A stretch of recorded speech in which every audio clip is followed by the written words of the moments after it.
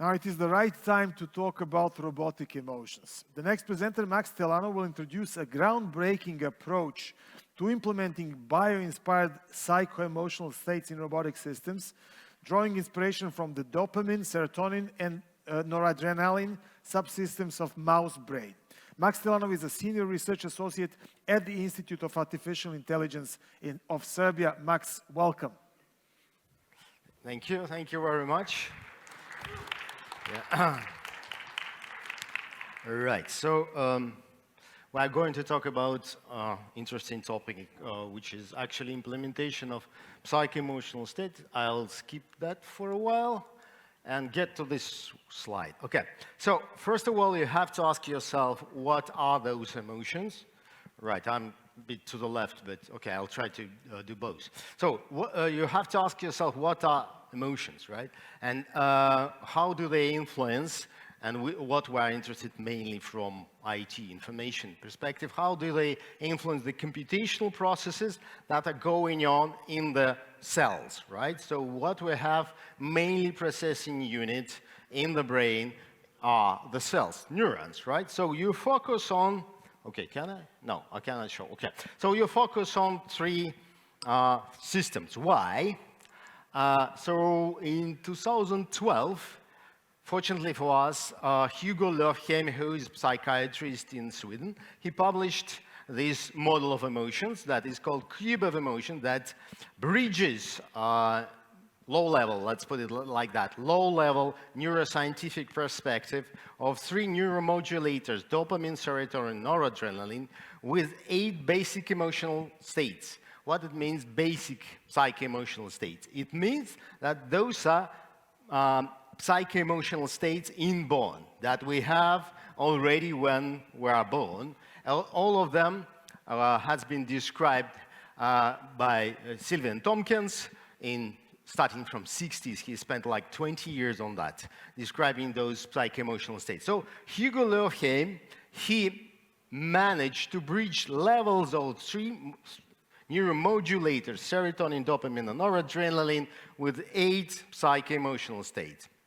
and created this cube of emotions, right? So if we want to understand the computational processes, the difference, the influence of those 3 neuromodulators over the cells of the computational process, we have to model them, and we can model them. Actually, we know more or less enough information about the cells and the computation, how it is done in the brain. So first of all, you have to create something like that, which is sounds and looks really a bit crazy, but anyway. So first of all, you have to focus on dopamine, serotonin, noradrenaline subsystems in the brain, and you see that in green, orange, and pink. Sorry. Not the pink, but slipped away from my head. And the third color, and cyan color. So those green stands for dopamine system. Those purple, yes, thank you. Purple stands for a serotonin system, and noradrenaline is orange system. Mainly those forms the limbic system, parts of the limbic system, and they're connected through thalamocortical loop. Thalamus is up to the top. You see thalamus, and there are cortical columns, well, to the left top, right? Cortical columns that actually represents the influence of prefrontal cortex, sensory cortex, and motor cortex in this system. So we can actually do the calculation of those 1, 2, 3, 4 subsystems. They are not independent. They influence one over each other. So that's how this complexity is being created. And then we can actually see how it works, right, in mammals. So for us, that was really important to stay as much close to the neuroscience as we can, for one reason. The reason that is what we call emotions. So if it's just some abstract, you can call any variable as fear or any function as joy or something, but what we actually have in our brains, how we reference the psycho-emotional states that we have. That was really important for us, and that's what we wanted to understand. And the question was, can we actually later implement that, put that in the robotic system to make the robot actually feel the psycho-emotional state? That's what we wanted to do. And Monday we had a nice talk of Kevin, who addressed empathy. So having emotions is a basic, fundamental basement for having empathy, for example. So if we want to have empathic robots, we have to have psycho-emotional states. So we implemented those 4 subsystems and had a, like that, this crazy graph. And that actually means the response of the cortex. So it's cortical activity, those blue lines are cortical activity, electrical activity. And the response to the different levels of neuromodulators. And now you see that this orange one stands for noradrenaline. So actually this is pink already. So pink one stands for serotonin, and the green one stands for dopamine system, right? So we can see different response and different levels of activity, and the red ones actually stands for a computational capacity that we have to do the calculation of those psycho-emotional states. And there are some differences, you will see that. Okay, so we implemented shame humiliation, which stands to the, not zero, right? So there is no zero, always. There is no zero dopamine and serotonin and noradrenaline. Because if it's zero, I mean, zero, it doesn't, we don't have it, it means you're dead. So it is a baseline.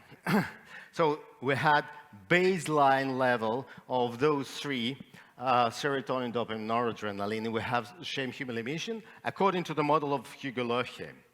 And then we have increased the level of noradrenaline, and you see the rise of electrical activity, which is second rectangle to us. And then that stands for sadness, right? And according to the model of Hugo-Lohe. Third one is disgust. Disgust is quite intensive. You can see the rise.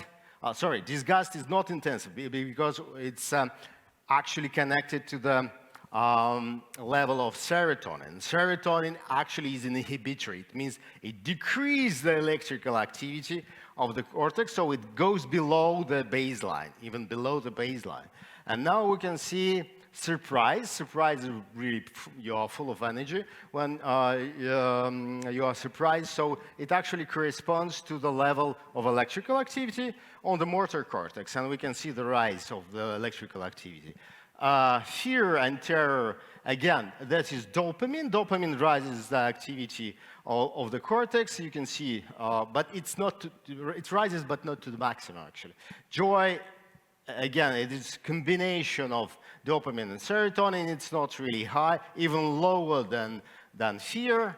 And anger is really full of energy. So it means that we have really high electrical activity on the motor cortex, and the combination of 3 of those, dopamine, serotonin, noradrenaline, you can see really high electrical activity again, but serotonin actually have inhibitory influence, so it's not the maximum. So this way we could implement the cube of emotions, and we could do the calculation of electrical activity. We kind of re-implemented that in the mouse brain. So we've done the calculation on the university cluster. It took like 8 hours to do the calculation, 21 seconds only of the simulation time. So it's not really the real time, right?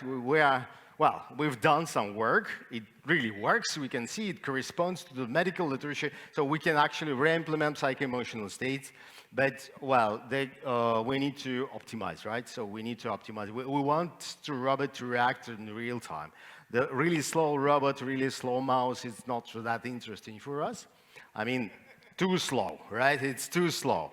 it should be eaten right a long time ago. So then we tried to put that in a robot, and we had to optimize that really drastically. So we got only serotonin dopamine system, and we have implemented only like several neurons to put it in a real time. So, but we managed to re-implement psycho-emotional states of joy, disgust, and fear. And according to those three, so the robot was reacting in a real time to the influences. So what we got in this system, that we had the coinacceptor. If you put fake coinacceptor, it actually triggers its psycho-emotional state to disgust, and it tries then to avoid these people who put fake coins in that. But if you put the, well, metal coin, let's put it like that, and it feels joy and it tries to approach the people. So there are different psycho-emotional states that trigger different behavior. So it's similar to what we have in mammals, let's put it like that. Really simple mammals, but actually you can actually see the changes in the behavior.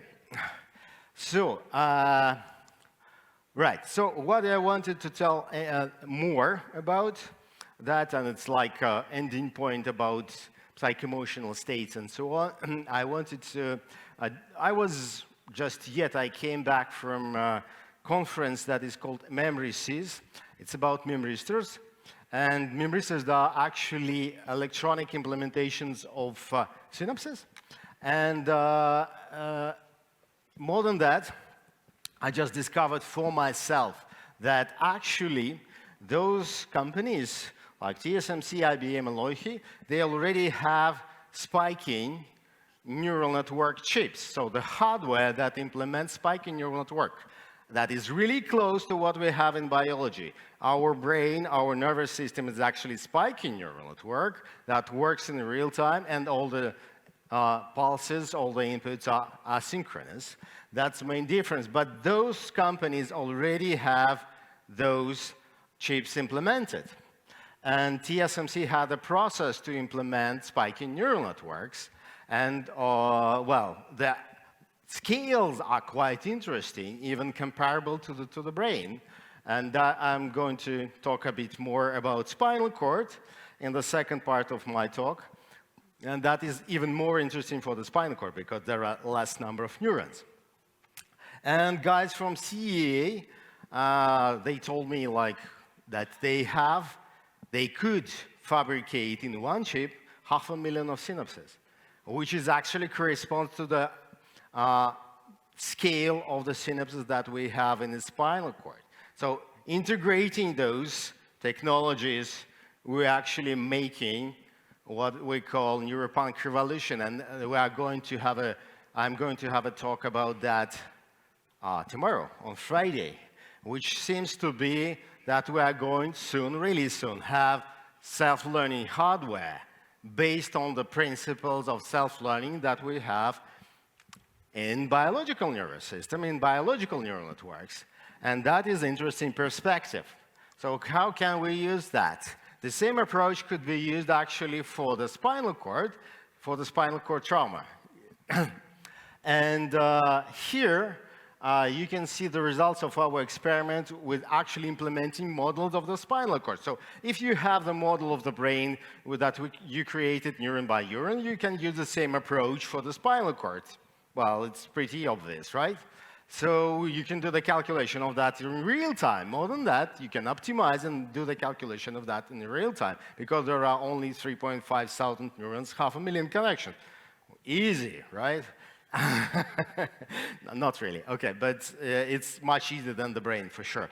Yes, so we've got that, and you can see the output of the oscilloscope that we do that. I mean, the calculation of the model of the spinal cord in real time. This is output, right? And this actually corresponds to the walking pattern of the rat under the rehabilitation process. We didn't have a rat, but we had the model of the spinal cord that worked in the real time, and it could actually re-implement the neuronal activity in the real time of the rat. That's what we had.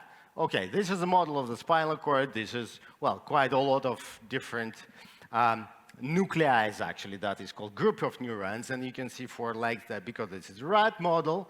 But what we have here is, again, this is a model that we have re-implemented in a real time. And it worked in real time. Again, I'm referencing these 500,000 of synapses that could be now implemented, well, in principle, right, in the laboratory as a hardware, as a piece of the hardware. And what we can use that for example, well, for example, there are guys with a stroke who could use that for the rehabilitation. There are guys with a spinal cord trauma. There are guys with palsy.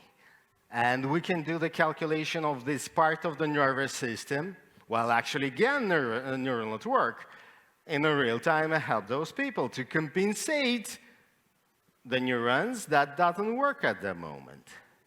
Right, so it's kind of different perspective on the neural network, but it's again AI, it's again neural networks, but with a different principles of self-learning and self-organization. And this is the architecture that already been published. Well, that was published in 2019, I guess, by Robotic. So yeah, so the idea is, yes, to help people with spinal cord trauma, and you can see here, actually this is the video from my clinic, not our video, that man with a spinal cord trauma, complete spinal cord trauma, it means that there is 100% cut, so there is no connectivity below the trauma with the brain, and with the stimulation, you can see the stimulator to the right bottom corner, and you can see the stimulator that actually triggers the neuronal activity. It triggers the neuronal activity with the square pulses. But what we are, what I'm talking about, what I'm trying to present here, if we can compensate the neurons that doesn't work in this man, we could possibly make him work normally. And we could possibly help a lot of people, not just guys with complete spinal cord trauma. And the scale of that is 1 billion of people all around the world. That's how big is that. More than users of the iPhones. That's how big is that problem. And that's how we can help those people with a different type of neural networks. I guess this is what we call neuropunk revolution, and I guess I'm going to finish now. Thank you very much.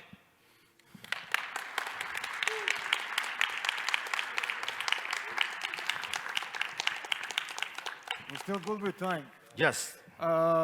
So, any questions? Here? So, just wait for the...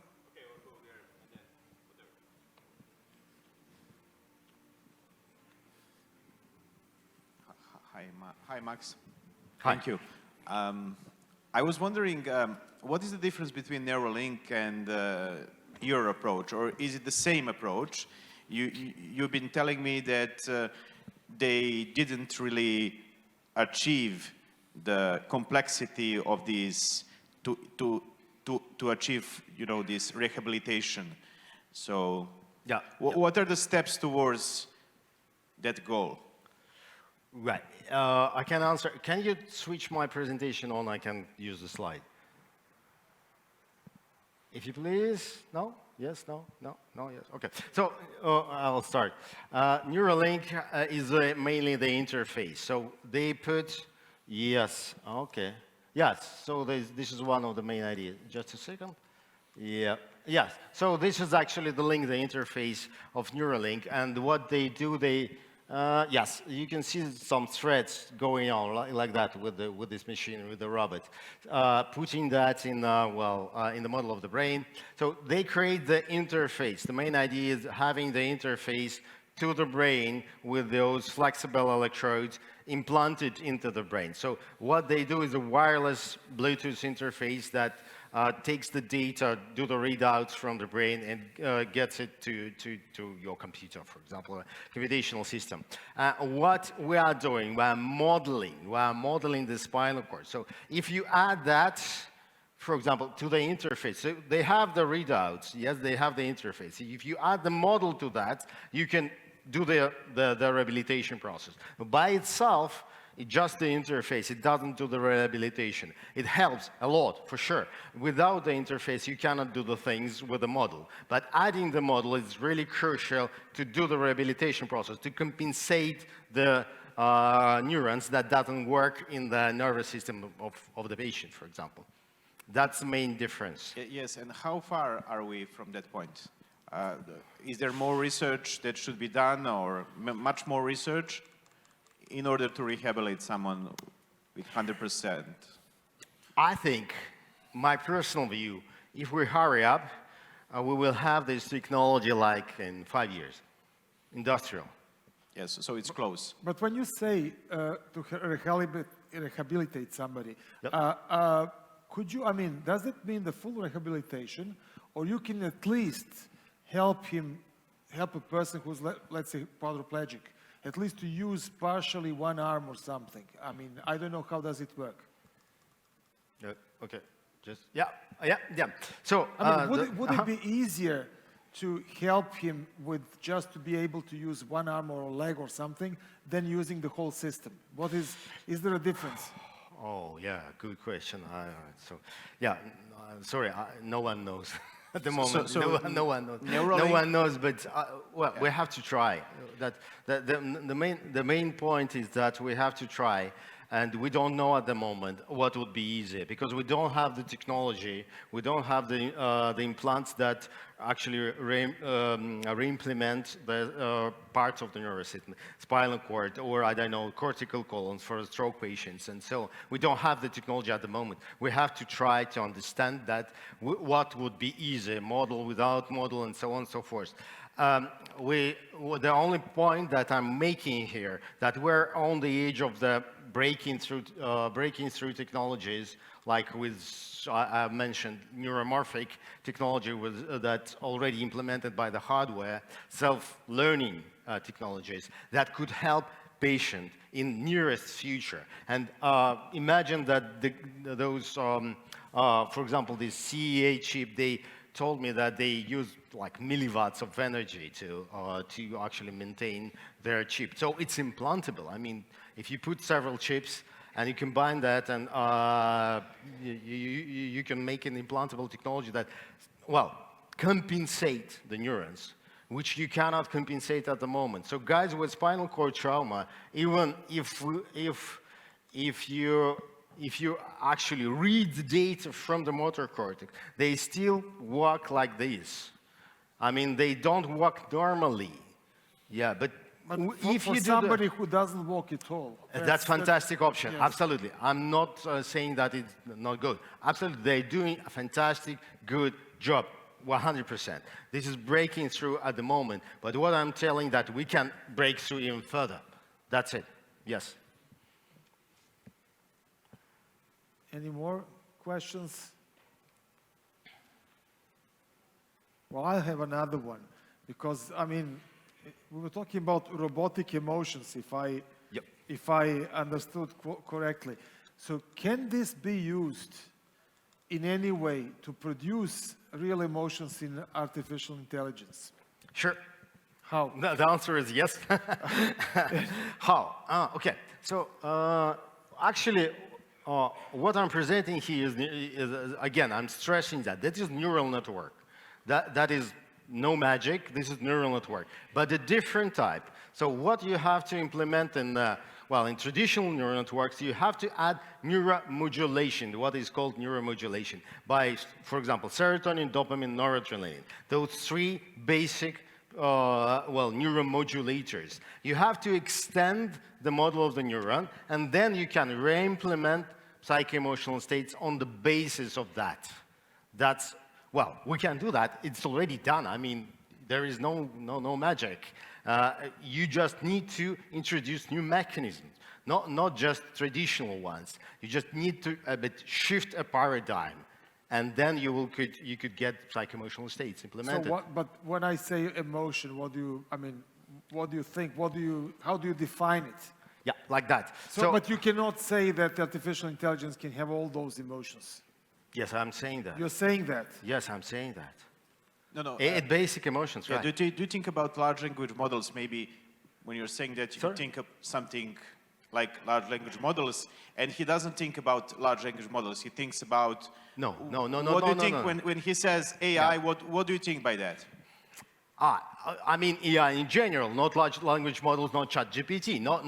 Those... No, it doesn't necessarily have to be a In large future- language model. It can be anything. It can be any Yeah. kind of machine Yep. with emotion. That's something Yep. that we don't have, and we hope we won't have. I don't understand why don't we have. We have psycho-emotional, we have basic psycho-emotional states. They are inborn. So we usually, if we are healthy, we have all of them, right? I mean, Even more than that. I'm not sure that I want to see an angry robot. You're not sure you want to see anger. So the problem is here that you have to ask yourself, why do you have anger? I mean, yourself, why do we have anger? Why it is that important that we have anger?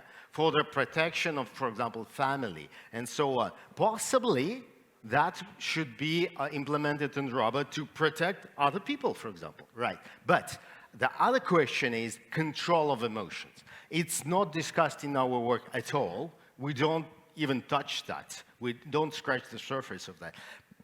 The control of emotions goes over the implementation of emotion. That is even more complex that we have. And I can give you an example. We've done some experiments with students. At the age of 20, students demonstrate the control of really basic emotion of fear.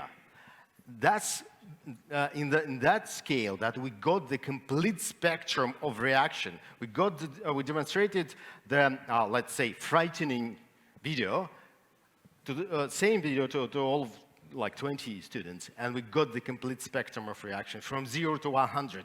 It means that at the age of 20, we are already so trained to do the controlling of the fear that we got the complete spectrum. So, and that creates this complexity of the control over the emotion. How the control over the emotion should be implemented, these are different questions. But first, we have to implement this by at least basic psycho-emotional states. And then we could be, well, at the point of asking, how do we control that? Okay, we have like 2 minutes left.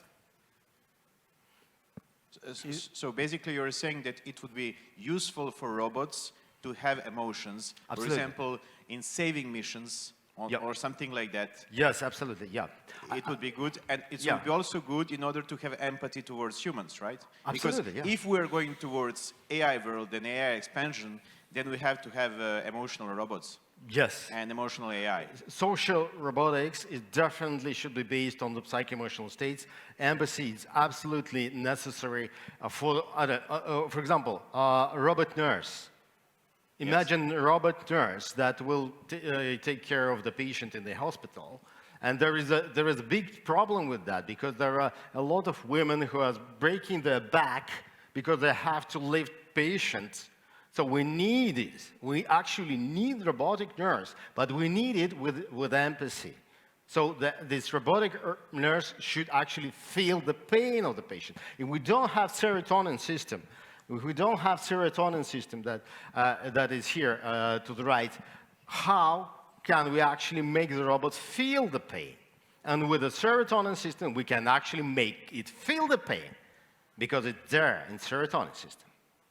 So without emotions in AI, do you think that chances are high that AI will, or machines will destroy us or turn against us? This is maybe a futuristic question. Yeah, I'm not ready to answer to that. There are so many. What I think that we definitely need some basic emotions to actually robots to feel something to us. Otherwise, they're stupid machines, really. And maybe just to follow up on that, I mean, this is you can maybe confirm that. The way that we're looking at AI, at ChatGPT, we're simulating interaction from like top down, right? So this is when you go like, we're modeling emotions and nobody believes that. But my understanding of your work is that you're doing it bottom up. Yes. You're looking at the fundamentals. So yes. by defining robots feeling emotions, you're actually decomposing our own imperfect Absolutely. emotions and Absolutely. the serotonin and the dopamine, etc. Yes. Okay, so this is, I think this is a big difference between second generation neural networks and third generation neural networks that work in such a fashion. So I don't think we should be scared of that unless we're scared to see how primal and mechanical we actually are. Yes. Yeah, that's true. Yes. Okay, we'll close here because it's time for the next presentation. Max, thank you very much. May I present you with a certificate for Yeah, thank you. Thank you. attendance. Thank you.